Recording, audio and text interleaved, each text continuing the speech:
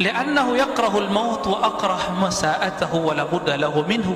Kenapa seorang mukmin membuat Allah ragu? Ragu tanda kutip, bukan ragu hakiki. Ketika mau dicabut nyawanya, karena si hamba ini masih benci dengan kematian, nggak suka dengan kematian. Itu sebabnya saya pernah ketemu masyayikh saya dulu, ya. Ketika dia mengobati beberapa murid-muridnya yang berbakat, dia bilang, ya Rob, jangan sampai ambil muridku. Muridnya udah dioain masih ragu. Akhirnya dia tepuk dada si murid.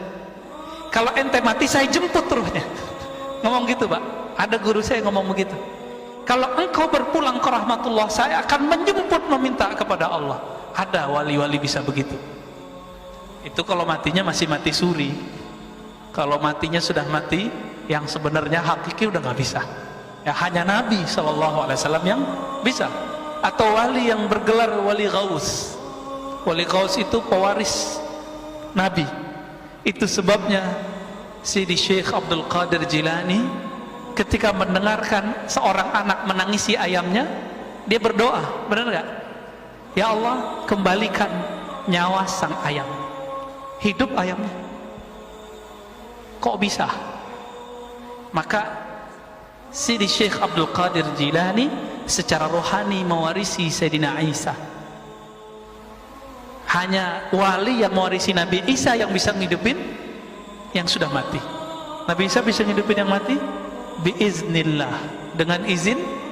Apa beda insya Allah dengan iznillah? Sering nyebut biiznillah nggak? Apa bedanya? Tahu? Mau dikasih tahu? Main pakai-pakai aja ya. Bismillah tak? Bismillah apaan?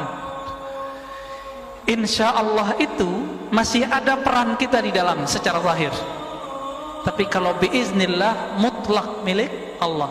Coba lihat ayat tentang Nabi Isa menghidupkan mayat. Itu beliau mengatakan biiznillah atau insya Allah? Biiznillah. Maka sebenarnya saat itu bukanlah Nabi Isa yang menghidupkan.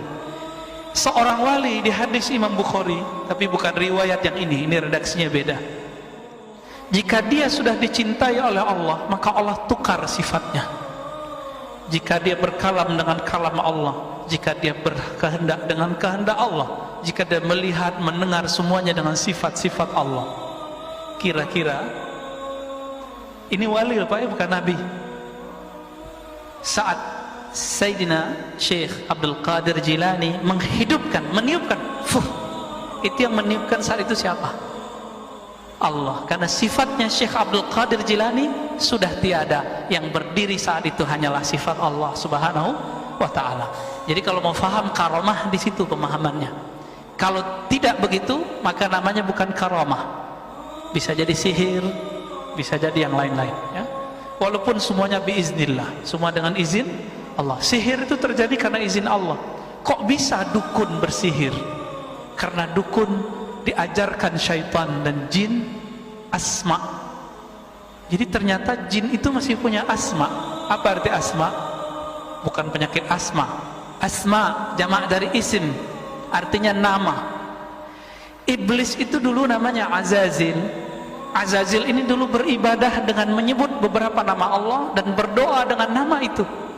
Maka Allah panjangkan umurnya. Itu karena dia berdoa dengan nama Allah Subhanahu wa ta'ala. Kalau nama itu dipakai oleh si dukun, maka akan terjadi apa yang terjadi pada mbahnya dukun. Siapa? Azazil.